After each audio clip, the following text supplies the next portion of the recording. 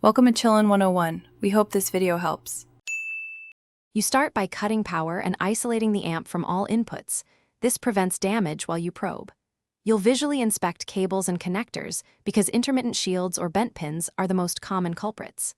Then check grounding. Feel for hum by touching the chassis and verify outlet ground with a tester. Once done, reconnect only the amp to mains and gently tap inputs.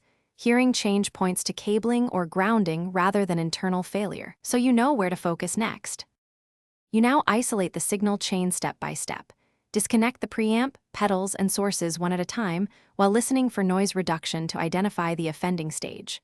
Swap in short, known good shielded cables because length and damage increase pickup. This often solves high-frequency hiss or hum. If ground loops persist, insert a quality die box or isolated transformer between stages to break the loop.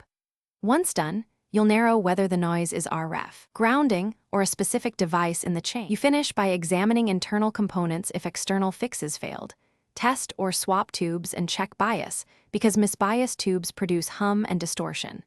Inspect and tighten chassis grounding points, and replace visibly failing resistors or leaking capacitors since aging parts add noise.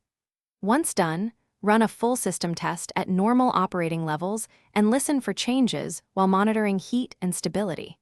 If noise returns, try the single most effective troubleshooting tip.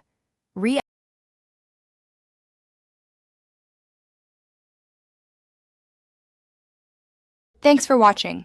Consider subscribing if we helped you.